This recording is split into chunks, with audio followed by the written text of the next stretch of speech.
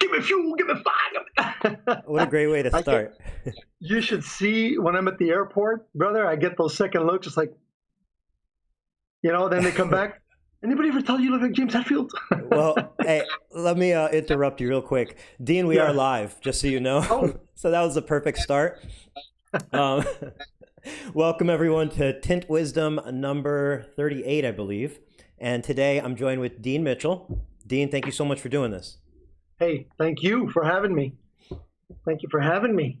So, absolutely, it's my pleasure. You're somebody that you can't not see pop up in Facebook groups, always in a positive light. And I'm, honored to get to chat with you, get to know you better, and do Likewise. this. So, giving it a second while everybody gets in there, and then if anybody can confirm, just want to make sure you can hear me, you can hear Dean well, and then we'll kind of jump into this.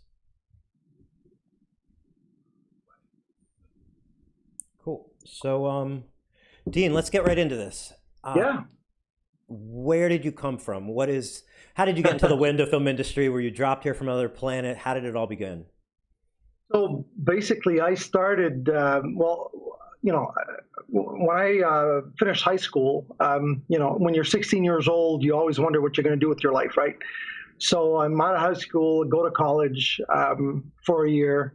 And, my folks are like, what are you going to do with your life? I have no idea at this point, right? So I went to college, just basic studies and stuff like that, and wasn't for me. I so happened to get a job at General Motors. They had a General Motors plant back in 1990, I think it was. They built the plant where they assembled the Camaros and Firebirds in Montreal. It's just a suburb of Montreal. And I was screwing airbags. There was a table turning, and I was screwing airbags to steering columns. It was a boring job, but Sure. that's when I fell in love with the automotive industry. And so one day, one of my buddies got his windows tinted in a shop, and he comes back to my house, and he's like, "Let's strip the windows and try to do it ourselves." So we bought some window film at a local convenience store, which is called Canadian Tire, and which is really crappy film. But anyways, it took us about 3 days to get the job done, and that's basically how I started. And then just we announced ourselves and told our friends that we were window tinners all of a sudden, doing rear windows in 10, 11 strips pieces, just you know how it is, and trying to shrink the film with hair dryers, and it was really funny. It would take us at least a day and a half to do a car. So that's how we got started. And one day I'm at a glass shop because again we considered ourselves window tinners, and so I go to a glass shop with my buddy, and we started tinting it was a Dodge Omni, a 1987 Dodge Omni. I remember like it was yesterday. We started the car at 8 o'clock in the morning, and it was 4 p.m. and we were halfway done. And then the glass shop called another company to do a Honda Civic, a 95 Honda Civic Coupe back. No, a 90. Anyways, it was a Honda Civic. And so they came in and got the car done in an hour, and they were using a heat gun. So we just stopped and watched them, and it was 6 o'clock. We finished our job. So long story short, that's how I got in the business. And then we just started, doing our friends' cars, and just that's how we got in the business basically, and it just grew from there. And he was my childhood friend. We were together in business for 2 years. You don't go in business with your family, is what I learned through this. We're still really good friends, but I went my own way. He went his own way, and I just 25 years later, this is where I am. So what does that shop look like today? That shop today, I sold it about a year ago, Okay. a little over a year ago. 8 Congratulations. employees. Thank you. And when I sold, we were doing on average in the summertime, being in Montreal, 45 to 60 cars a day, and Wow. we're $1 million worth of sales yearly in window film, strictly tint up in northern Canada. So we were doing mostly wholesale dealership work. Okay. Yeah, 45 to 60 cars a day. That's a lot of And cars. yeah, it's a lot of cars. Was Yeah. there a plotter involved? Back then, no, I was a stubborn guy. Believe it or not, I always told myself there's, a computer can never cut better than me. I'm a hand cutter. I've been hand cutting forever. And, I was stubborn for 19 years until one of the franchisees, I'm from the Protex franchise in Canada. One of the franchisees had been plotting for years, and he just kept trying to convince me to plot, and was telling me that we'd save a lot of money on film and scratch windows and stuff like that. So lo and behold, I signed up with another software and started plotting, and then I realized that I had missed out. So yeah. That's but it was all hand. I feel like that's one of the scenarios where it's like, you can still find people who will say no plotter, don't use a plotter, but it's like it's beneficial to listen to the people who have it figured out, not the ones who haven't figured it out yet, right? Yep. Because you're always going to find people who haven't figured it out yet, but Yeah. Oh yeah. Yeah. I mean, it took me 19 years to figure it out. And when I started plotting, and I told my accountant back then, I said, we're going to buy a plotter. It's a big investment. So let's see within the next year how much film we're going to save, right? So with the volume we had, we actually saved $12,000 in the first year. Wow. She did the math, and just plotting economically, just nesting the patterns, using 30-inch rolls, 36-inch rolls, instead of just putting a 40-inch roll in your plotter and wasting 10 to 12 inches, applied by the length of film you're plotting. It just added up, and 12,000. The plotter paid for itself in the first year, so that it was an easy switch after that, and just the time we would save, huge. It was a win-win. Yeah. Chris Queen asked how many tinters. Did you say it was 8 tinters? Yeah, we were. I had 6 guys, myself and my partner. So yeah, the 6 guys were strictly on the road. My partner and I were at the shop doing the retail work. They were wholesaling dealerships. Actually, we were 9 employees altogether, including myself and my partner. I had one guy just answering the phone. Sure. And dealing with dealerships, they would ask the customer for VLTs. So then my employee would ask, the dealership, what VLTs the customer wanted. So he write them down, and he would plot nonstop. So his job was to answer the phone and plot kits. And when my guys would come in the morning, they had their boxes filled with the kits they had to do for that day, and they would just grab their boxes, put them in their cars, and off they went. And they had boxes, they had rolls, like bulk rolls in their vehicles in case something went wrong. But so you save about 10, 15 minutes a car not having the hand cut. So they went from doing 5, 6 cars a day to 6, 7 cars a day. Right. So it was yeah, exactly. Yeah. So what was the tell us, like, what was the reason for the sale? Was it something, I don't know, how did that come about? It's not very often that people are selling window tint businesses. So yeah, I mean, it was really so what happened is in 2014, so I was in the Protex franchise, right? There's about 36 stores in Canada. I own the one in Montreal. On the tint side, there's 3 divisions. There's the paint protection, the tint, and the flat glass. They're distinguished by 3 different colors. There's blue is paint protection, red is tint, and yellow is flat glass. I own the red, which is tint, automotive tint. Shared my shop with the blue, which is paint protection film. So how it came about is that our distributor back then was called Parasol Canada. We were using another brand, which I will not mention. Unfortunately, the film was really hard to work with, and that's when XPEL, came around and offered to buy the distribution company that we were dealing with, and then that's when we switched over to XPEL Films in 2014, which is 6 years ago. So we were the first ones to use prime window film when it came out in 2014 in Canada. I don't know about the US, but in Canada we were the first ones. So automatically we're like, oh, here we go again. You know, we're going to try another film. Is it going to be like the film we're currently using? We use many brands of film over the past 25 years that, you know, a lot of them were really good. A lot of them were really bad, you know, so it was, you know, and with the volume we had, it's a gamble because it can make you or break you, right? Sure. So, and then at that stage of the game to have to switch films was another big gamble, and we went with it, not only because we didn't know anything about XPEL back then, so you know, it was what they had to offer back then, which was very interesting. You know, you have reps that come to you and say, "Oh, we'll do this for you, we'll do that for you," and Sure.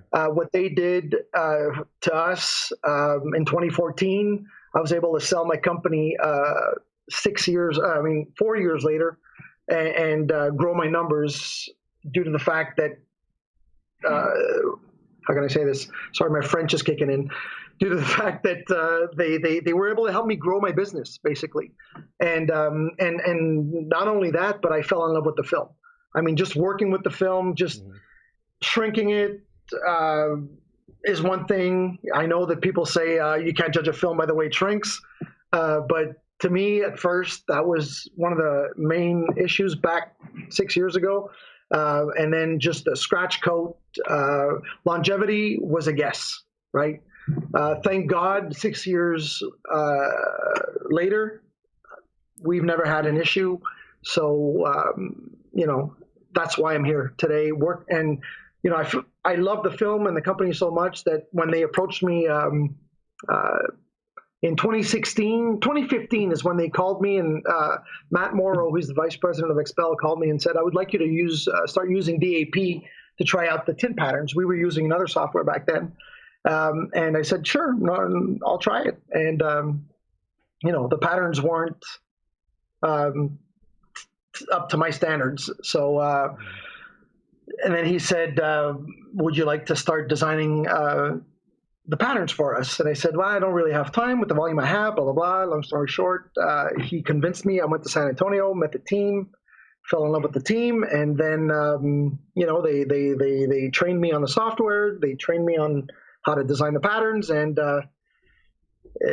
that's where we're at 3 years later. And that's where I started publishing the patterns that I was designing on social media. And I didn't know that, you know, to me, like I started using patterns so much later in my career that I didn't know, you know, I wasn't very familiar with all the tint shops in the U.S. and they had been plotting for years, and the struggles they were having with patterns. And I would see the comments on social media, you know, roller coaster ride, and you see all the bad mouthing that goes on. Nothing will ever be perfect, but then I was seeing that, and then I with the experience that I had, I was able to test my patterns and just try to make them fit like to my standards. And then I would post videos, and then I started getting a lot of requests. What is that? What program is that? You know, and that's how it all happened. Basically, is just sharing the quality of patterns that I was putting out there, and it was a lot of work. I did over 800 patterns in 2.5 years. And close to 1,000 patterns now in 3 years. I no longer do patterns, but the guy that took over for me is a guy that has been working for me for the past 20 years, and quality is still, you know, it's going to remain what it was, what I established, and but yeah, that's how it came to be, and I guess that's kind of where my what's the word I'm looking for, Eric? Help me. my recognition, okay. Your fame. Well, not fame. I can't say fame, but that's, you know, I realized that people were in desperate need of good patterns, basically. And although there are a lot of good software companies out there, and I'm not saying that ours is 100% perfect. Nothing's perfect, sure. But I was able to put a kind of standard that tinters really appreciated, and that's what people appreciated, and you know, that's where we're at. And So if you're not making patterns anymore, what are you doing? So hold on, I need to drink water. Me too. So I was offered. So when I got up to date with patterns, XPEL started.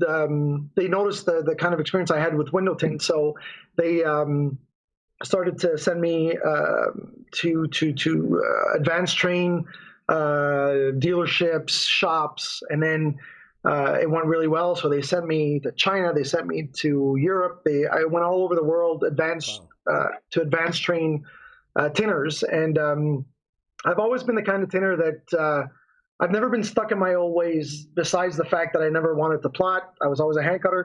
But as far as technique and install methods, I was always open to new ideas, and I think that my approach to my training method was, I'm not coming here to train you. Let's learn from each other, and I think that's why our industry is changing, is because we're creating this vibe where these Facebook pages, we all feel that they're beneficial in order for us to learn from each other. And that's how I was, when I was training people. I would never act like I was, hey, I'm better than you. Let me show you how to do this. I was like, let me learn from you. You learn from me, and let's see what we can both bring to the table and make each other better.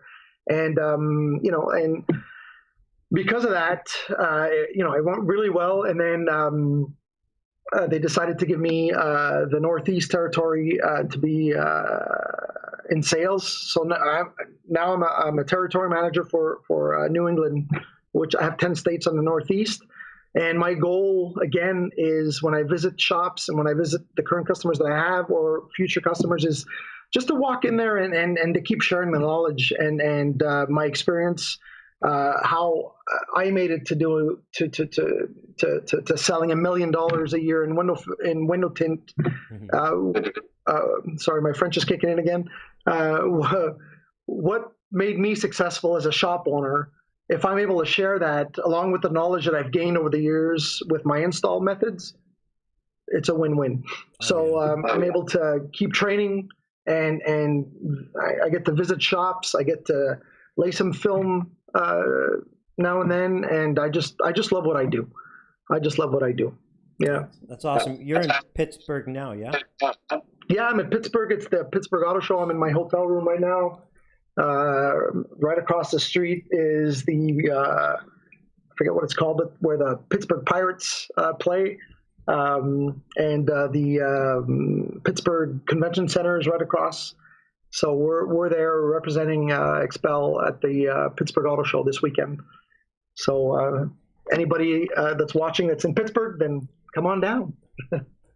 So, if you could, the volume, just kick it down a little bit. I think it's coming through on the feedback, but just a little bit.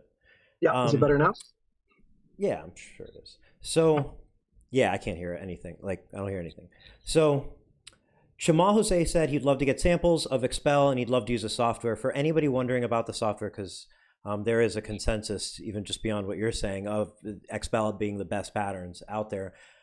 Who has access to it? Who doesn't? Is it something anybody can use, or how does that work? So yeah, there used to be a time where XPEL started off as a software company. Everybody knows that we started off as a software company. So there was a time where anybody could use the software until we started distributing film. And but nowadays it's like, for example, in my territory, if you don't buy the film, if you don't use the film, it's the patterns are designed by XPEL employees. Excuse me.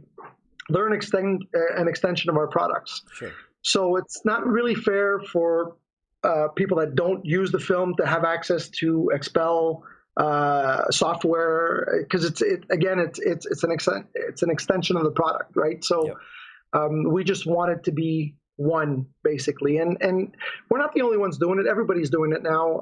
It's a common thing. It's what it is. It's not my decision. I mean, if it was only up to me, the whole world could use the patterns, but I mean, I think it's a good decision, to be It's honest with definitely you. a good decision. Marketing wise and Yeah. business wise, it's a good business decision, and that's why everybody's doing it now. And it is Right. what it is. I mean, look, it's a especially good decision for these reasons. It's not hurting anyone. It's not like, oh, we're not going to let these other people use it. It's a competitive advantage of the company and using their film. And what does that do at the end? If if XPEL let everybody use that pattern, everyone else's software would be worse than XPEL's if even anybody even ever made a software. But by XPEL making that exclusive to them, then other companies have to make patterns, right? Then they have to make hopefully better patterns, and then that makes XPEL make better patterns. And at the end, the tint everybody ends up with better. So thank you. That's exactly what I wanted to hear, because that's exactly the goal. Yeah. I mean, if we're making good patterns and it forces other companies to step up, then all the better. Right, our industry as a whole is going to be a winner, because again, when I started designing 3 years ago, I told you before, it's like it was a big roller coaster ride, and there was a big struggle and there was a huge need for good patterns, whether it be for paint protection film or window tint. It was the same thing. So if I was able to help bring other software companies to step up their game, or so be it. I mean, good for the industry as a whole. And you know me now. I've always been about the industry more than anything else. I came on board with XPEL after 23 years in the business. So the industry is very important to me, and everybody that knows me knows that I'll go above and beyond to help whoever needs help. Basically, I don't care who you buy from. I don't care who you are. If you need help and you want to make the industry look, like I've said it before, one bad tint job makes us all look bad. So why not just work together? I posted a picture on Window Film Revolution this morning of trees. Yeah. And the roots are touching. Right. We're all from the same roots, and let's just grow from that root, and we're all one, basically. So, and the best example of that is what happened in Texas this summer, right? When we had a brother in need this summer. Sorry, I get choked up when I talk about it, but John Little is a good example of how we reunited the whole industry together. I mean, we had 3M, we had Hooper Optic, we had us, XPEL, we had everybody was there just helping out, and nobody cared what. Right. The only thing important was sharing the knowledge and sharing the love and sharing the love of the industry, and helping a brother in need. And that was the best example of how we can come together as an industry family. That blew my mind, to be able to sell a heat gun for that amount. But it's not about the amount, it's about the love of the industry, and what became of it is just, it's mind-boggling to me. It's just so John, and I'm sure, I don't know if John is watching, but just the fact that his wife got her heart on December 25th. I mean, how crazy is that? It's a miracle. I mean, it's a miracle. I mean, it went from nothing to she was standing up on her porch last weekend, staring at the sun. I mean, wow. I mean, if we were a little part of that, the window film industry was a little part of somebody.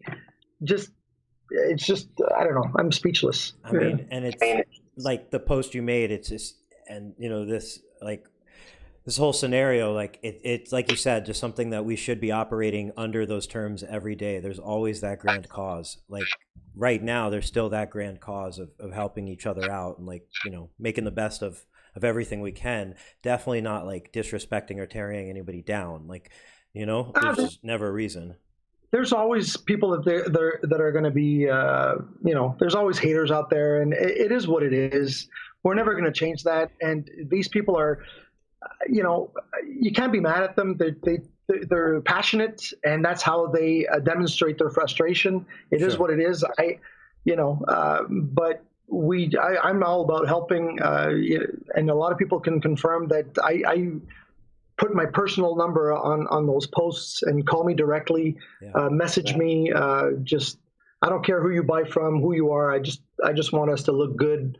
I want the industry to look good, and I want people. I want the end consumer to have confidence in what we do, and not lose confidence. Therefore, not wanting to get their windows tinted or their cars protected with film, or So that's what I've always been about. So to your point, I was speaking with Martin Fowler from Alligator Tint in Florida. Yes, he's actually yes. going to be a guest tomorrow. It was supposed to be Nice. next week, but we had to move it up to tomorrow, doing some scheduling. So anyway, the only conversation I've had with him was a couple of weeks ago, and Yep. he's an XPEL dealer, and he brought up that like what he really appreciates about you and XPEL was that like he had an issue with a car or a question, he sent you a message, and you had called him like a second later and helped him through it, and he's like, Yeah. obviously that's something he values very much. And to what we were just speaking on, like when we were talking about the patterns and you're mentioning customer service, like people often go on the Facebook groups and the common question is, how do I pick which film to carry? What's the best film to carry? And like these are pillars of how you figure out what film you want to carry. So you don't necessarily have to like anything about XPEL. You might like something about another company that you hold very valuable to you. But in this case, patterns, customer service, quality of the film, like that's how you figure it out. So you figure it out by who do you like, who treats you well, who brings to the table what you need most. If you're a hand cutter, then the patterns aren't going to be a big draw to you. It is what it is. Exactly. You see a lot of posts. What film company is the best? What film is the best? Let's test a whole bunch of films. Blah blah blah. Mm-hmm. And you'll see some of my answers to those posts is, although I'm now a rep for XPEL, I will always tell you, I'm always speaking as a tinner to tinner. Just get samples. Just get a whole bunch of samples from different, and you're going to be working. You're going to have 10 samples in front of you, and you're going to find one that's going to be an eye opener for you. Whether it be because of the way it shrinks, because of the way it feels, because of how it reacts to your style of tinning, is the film that you're going to choose. And then once you've chosen that film that works for you, then you see what the company that's backing it up, what they can do for you to help you grow. I mean, and that's it. It's your decision. There's a lot of great films out there. There's a lot of great companies. There's a lot of good reps. There's a lot of, it's what you want, what fits your style, and then what the company can do for you. And then you go from there. And if you have to try them out. I can't just say, Eric, I want you to buy XPEL because it's the best film, right? Because it's easy for me to say that because I'm a sales rep, or any sales rep from any company can say, it's the best film on the market. It doesn't scratch. It's got the best IR. It's got no low angle haze. It's the best ever. It's, whatever. You have to try it for yourself. You have to you have to try it so that it suits your style. And then you go from there and build on that. So, and I still say it to this day. And if it happens to be XPEL, so be it. If it happens to be whatever other company, so be it. There's something out there for everybody. There's not millions, but there's thousands of window tinners and companies out there. So there's enough going on for everybody. So ultimately it's what the company back in the film can do for you, and if it fits your style of tinning. Yeah. Absolutely. Yeah. Well said. So if you were looking back at your tint shop, obviously a very successful tint shop, if you had to point out one thing that you felt you really could have improved upon looking back, what would that be? I would concentrate on retail more than wholesale. Mm-hmm. So retail more than the dealer work. Yes, because one of the major reasons I decided to sell my shop is the wholesale stress. Dealership work made me sick. It did. As a window tinner, when 90% of my business was wholesaling dealerships, and they want it now, they want it today, they want it, and they don't want to. They're not all the same, but. Maybe I don't handle my stress really well, but you seem to be a pretty carefree guy in general. So I imagine now I am as you get older, But back in the day, it's just, when you're under that constant pressure of, I want you to do that car now. Well, I can't do it now. I'm booked. Well, I'm going to call your competitor. Okay, so I'll do it. And then it's nonstop. And then we've been charging the same prices for 20 years. Okay, so you go to your dealerships and, okay, we're going from $200 to $205 is your wholesale price now. Never mind, I'm going to call your competitor. Even after 15 years of service, they're not loyal. Some of them. I'm not generalizing, but what I went through. And if I had to start my business over again today, I would go retail. I would have a retail shop and just have, and maybe I'm wrong. Maybe it is as stressful, but because I was just so much into wholesale work, and I think the difference as well, I feel like the retail work plays more on your strengths because you're able to offer some of the things that I find are your strengths, such as, your personality and your like open-mindedness and so on. Like you can apply that to a customer that's going to appreciate, pay for that, and then have loyalty from that. Whereas a dealership, they're truly concerned at the end of the day, probably with the lowest price and getting it now. Yeah. And that doesn't leave much room for you to add extra value beyond speed and availability. Yeah. And the other thing I would do it. Let's say if I didn't have the opportunity to just be retail, I would set up a system where I would make it so that the people that sell the jobs in the dealerships educate the customers. Sure. They, because most of the comebacks we have is because of the lack of education to the end consumer. They just want to sell a job and make the money, but they don't tell them that there may be some contamination. If it's PPF, there may be seams, some edges may not be wrapped. There's just a lack of education to the end consumer when you do wholesale work.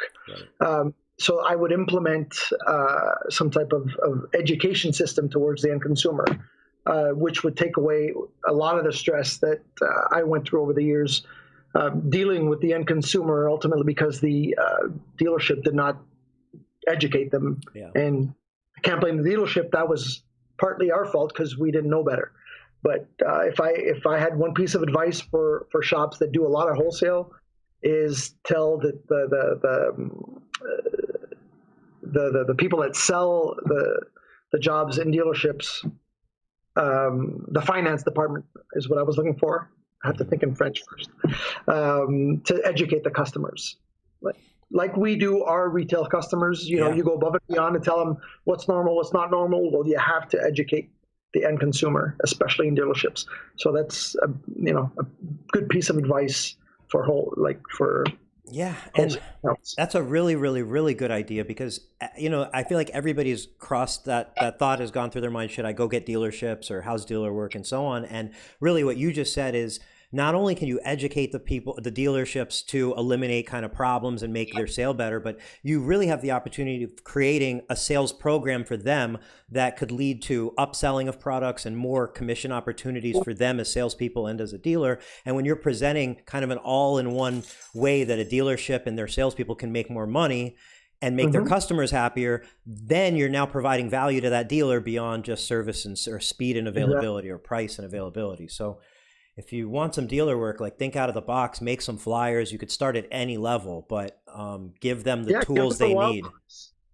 I had wall boxes in all my dealerships, which again, they all ended up, on the floor under their desks. But you need a team to be able to support that education. Yeah.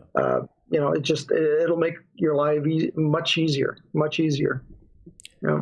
So in the comments, Matt Blackmer from Tint Stuff asked, he said, I'd love to have a longer conversation about this sometime, but XPEL tint patterns are the only patterns that gave me confidence in plotter software. Dean definitely does an amazing job. I respectfully disagree about the decision to lock software to the brand, though. I understand the competitive advantage it gives XPEL, though. The main issue I have is when I shop for a film, I cross my fingers that their software patterns are good. Most haven't been that good. I mean, Matt, and then, Dina, I'll shut up. But to me, I guess that's exactly what XPEL wanted was, You know, you're going to go shopping for another film, and one of the things you're going to consider as a value add is the software, right? So, I mean, I get it that it would be cool if it was open to everybody, but I really don't think ultimately it'd be that cool, because it's going to stunt innovation, because that'll just be what everybody just uses and relies on. It removes some incentive from XPEL to continue to aggressively develop their patterns. It basically demotivates everybody and takes that out of the factor. Whereas like these patterns cause growth in the industry. Like the growth goes where there's like, you know, where there's some sort of like value. It's like a supply and demand thing. So I feel like it ultimately is good. And why wouldn't you carry XPEL? That's my question, other than they won't let you because of the territory. Exactly, and a lot of people. There's a lot of people that understand the territory agreements that we have, but there's a lot of people that don't, and that's fine. But what happens when you open up two shops right next to each other? Eric, you answer this question. So you have XPEL, and you're 2 miles from your competition that has XPEL. Sure. What's the only thing differentiating yourselves? Sure. For the most part, it's going to be the customer leveraging one against the other for price. Exactly. That's it. Exactly. So you're not making any money. You're going to end up in the next $99 tint shop. So we just tend to try to distance them in order for them to be able to uphold their pricing and be the only one in the area that have access to the product. You know, it's just, you know, I think every single film distributor should do that, because it just, we wouldn't have $99 tint shops if that was the case. What is the territory, if it's something that's uniform across the country? In the U.S., what is it? There's no set radius. Okay. It depends on population, market area. It depends on the size of the account. If you've got a $2,000 account, you know, let's say they buy $2,000 a year. Am I going to open up somebody 10 miles down the road that may be a little bigger?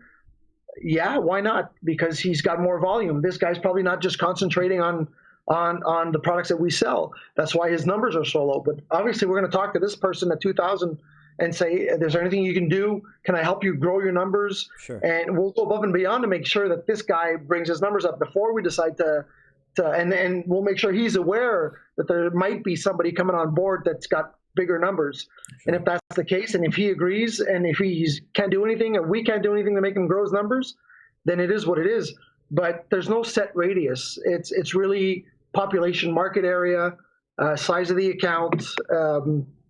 We have to, and it's not fun for a rep to say no, right? We all know that reps are paid on commission. So if I tell you no, it's not personal. And I tell people that every day. We get a lot of leads, and if I turn somebody down, like I'd say about 90% of the guys or guys and gals that I turn down understand, and they respect it. Like, wow, you know, I wish so-and-so would have done that for me. But then when there are a few that don't, and they're like, and then it is what it is. But the dealers that we have respect the fact that we protect their territories, and it's allowed them to grow. So, yeah. So there's no set radius. There's no distance. It's, you know, every single territory is a little different. So we all have to manage our territories. You know, we have to adjust to the market area, basically. Sure.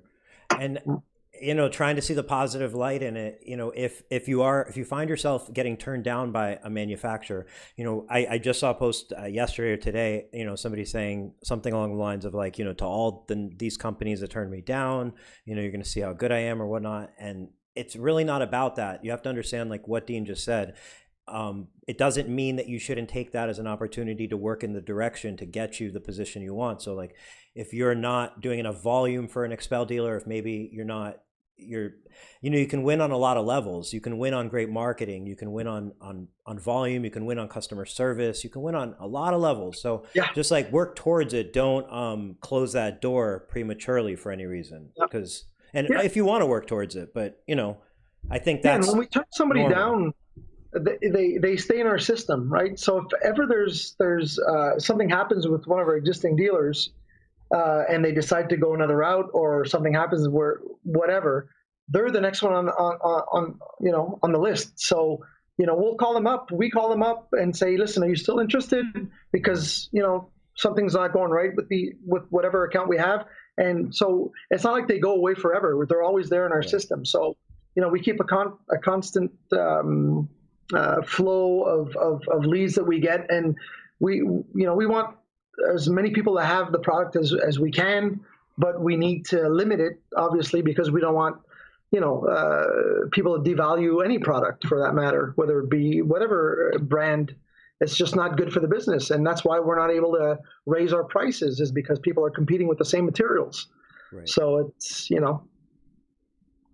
So when you're now going into a lot of different shops, a lot of people's shops, is there anything that stands out to you that you see most often, something that maybe is not a big thing but could have a big impact that you try to change? Yes, and that's not in the shops that are in my territory. So if there's anybody listening that's in my territory, that's not. I'm talking about the past 3 years that I've been with XPEL. I've visited a lot of shops due to the training that I used to do. The one thing you have to make sure, and this will sound really maybe stupid, but make sure your bathroom is clean. Yeah. All right? Because when I'm a customer, I give you my keys to my $100,000 car, my $30,000 car, my $20,000 car, which is whatever. And then I go to the bathroom and it's disgusting. What are you going to do to my car? So the first thing I do when I walk in a shop is I look at the restroom. If the restroom is nice and clean, I know that the owner cares about his business. Make sure you have a clean shop, a clean bathroom. A clean parking lot. A clean parking lot. It just, cleanliness in your shop just says a lot to your customer. They know they have the confidence that you're going to take care of their vehicle if you can take care of your restroom, Sure. And that's that I didn't make that up. I read that in a book, in a customer service book years ago. And then when I opened up my shop, I can tell you that my bathroom was always my restroom or bathroom. What's the word? Is it bathroom or restroom? Both. Both Equal. Okay, so I always made it a point that the bathroom was really, really clean, so that my customers would have a good experience. Yeah. They didn't feel that they couldn't touch anything because there's.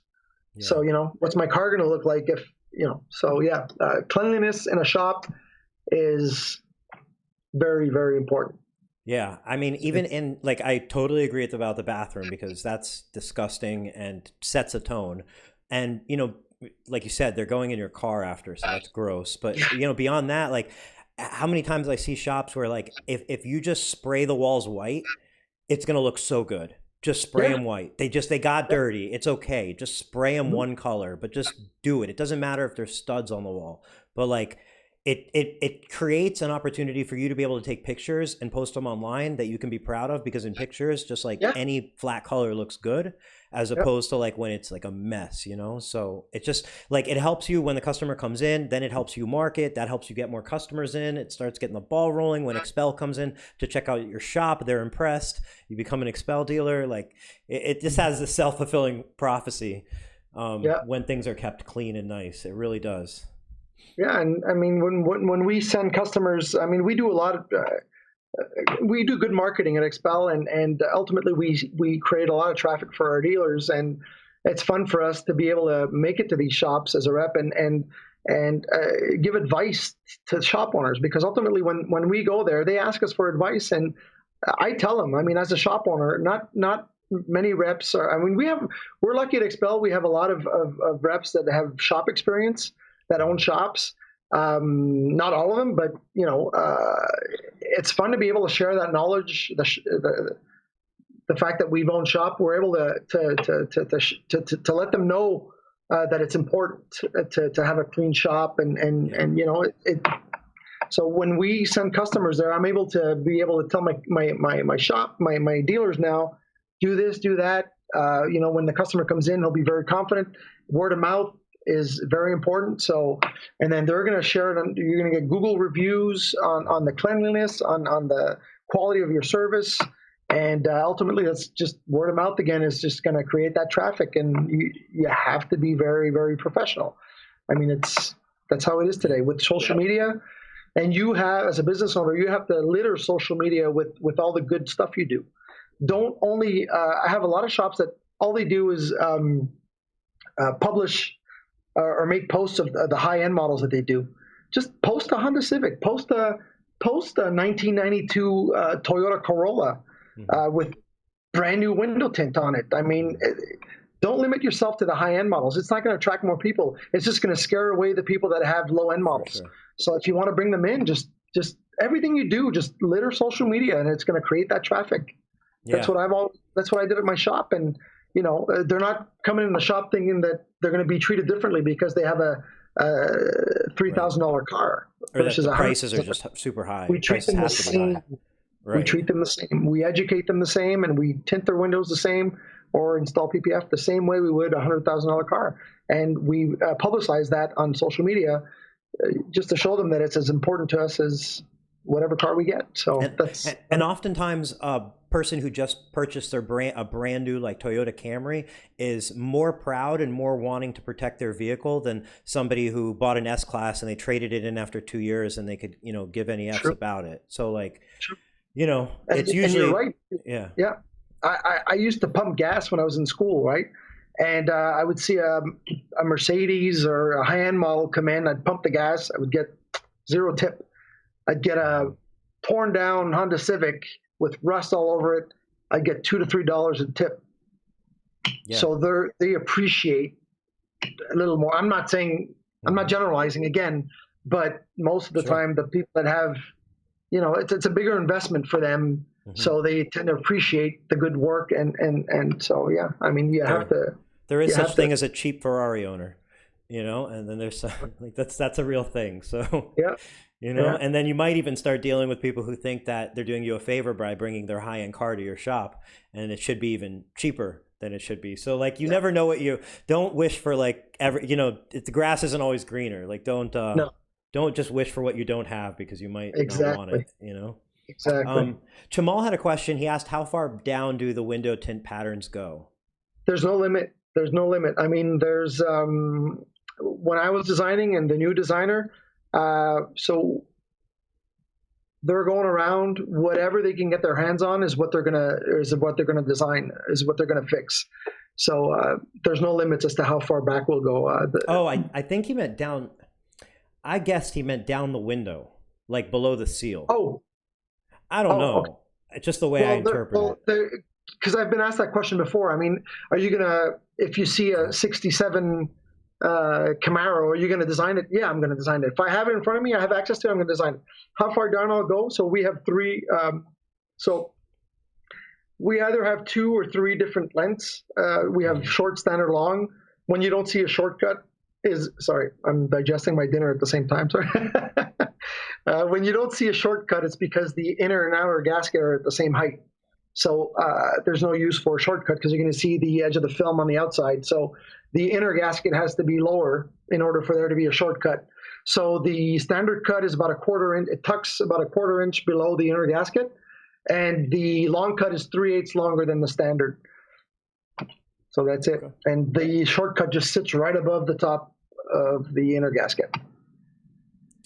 And Matt Blackmer had a really great suggestion. He brought up people need to epoxy finish their floors. Floors are an easy thing to do these days. They're becoming more and more popular, and it really does make a garage look absolutely beautiful. And you can even do them yourself if you maybe do them every year or so, or you can get them professionally done, and they'll last a lot longer. Mm-hmm. Yep. And it looks very professional, and it's affordable nowadays. Mm-hmm. Yeah, and it really does give that like wow factor, and and it keeps it clean and it looks clean and the whole thing. So that's a really good suggestion. Yep.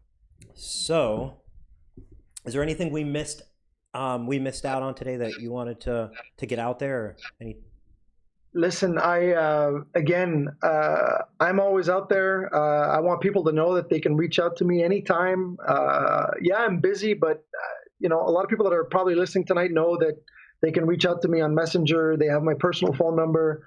I'll keep giving advice as much as I can. I always try to keep, when I'm sitting at my desk, I've got my phone right next to me, and I've got, I'm looking at Facebook, all the window film pages, and, I'm there. So just reach out to me anytime if you need help, whether it be for, especially install. I mean, I've learned so many things with my travels that I like to share. Unfortunately, I don't have time to post as many videos as I used to. or that I want to, but phone call 514-992-8250 is my number. Do you have a And YouTube my channel? email, I don't. Maybe I should. You Maybe I really should, should. but I bet you if you had kind of like a little vlog style YouTube channel, people would be very I got interested. I got to find the time though. I mean, with all the travels Oh. and stuff, but Well, yeah, I feel I'm down like for that. if it was something you wanted to do, I feel like XPEL can see the value that you are able to provide, and you would better communicate your message if you had somebody that would follow you around, video it, edit it, and post it. So who knows? You don't have to find the time. Maybe. I mean, I'm open to any suggestion. I mean, I'm whatever it is, as long as it's there to grow the industry. That's what I'm all about, and hopefully we can keep doing that. And I'm hoping that we can come up with ways of reuniting the industry and not wait for a tragedy to happen like Yeah. it did this summer. And again, I did it again. I auctioned off another heat gun a couple months ago for a coworker of ours who lost their house to a fire. And again, the industry came together and chipped in, and it helped a lot. And so let's not wait for. I'm not talking about collecting money. I don't like being at war with anybody. I don't like being in competition with anybody. Like I said before, there's enough going around out there for everybody. So it'd be fun to be able to do, whether it be for a good cause or whatever, just to get together, get all the manufacturers together for a reason.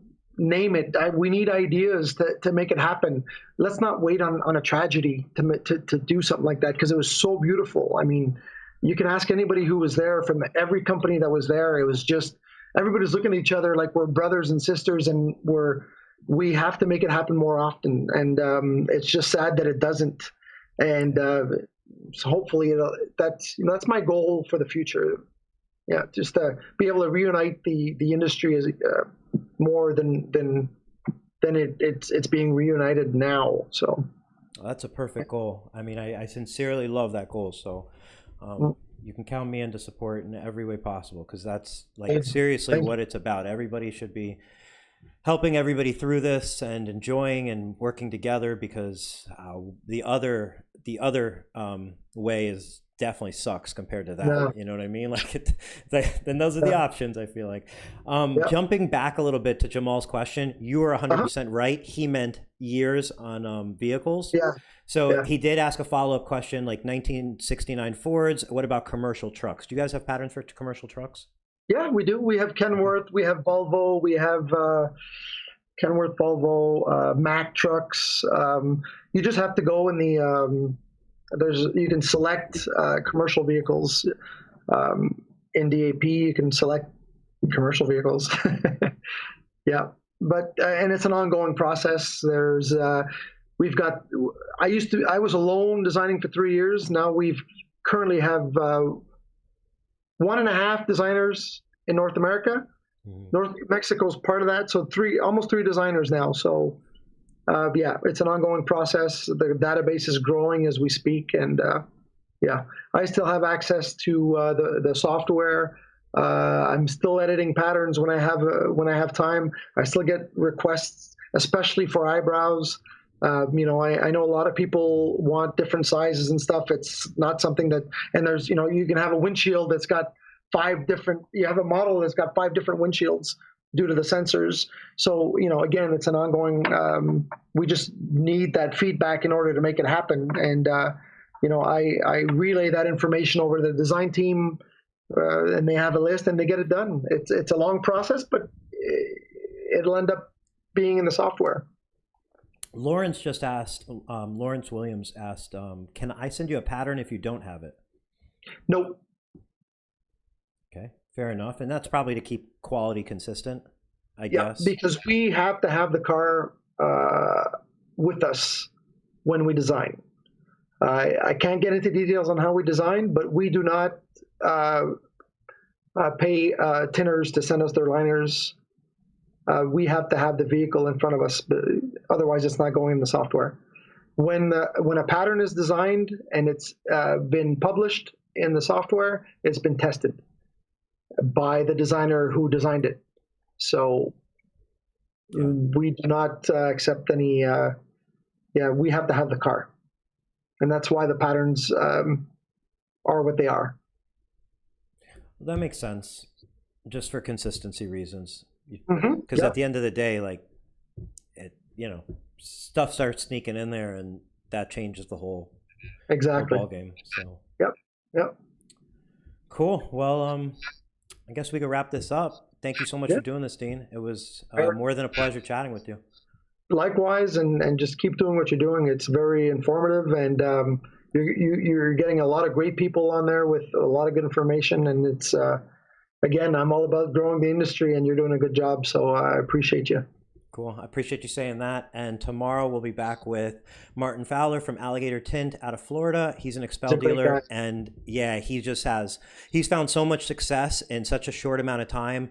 He has a unique setup. He has a mobile setup. He's found success through YouTube and generating business. And he's a small operation. He's a single person, but he's doing like big things out of a small package. So did he tell you how long he's been in the business? It's like 1 year, isn't it? And he's got that. I mean, it's crazy. The guy knows what he's doing, despite the fact that he's only been doing it for a year. Wow. Yeah. So, I mean, I think he's one of those people where his fresh perspective has been a big part of how he's been so successful, because he just is looking at things. How can I do them the best way, not how have they been done? Yeah, exactly. I'm looking forward to hearing what he has to say. And, a lot of people can get a lot from what he's going to say tomorrow, especially the newbies out there. So stay tuned. We'll see you tomorrow, folks. Thanks again. All right. Bye, guys. Thanks, Eric.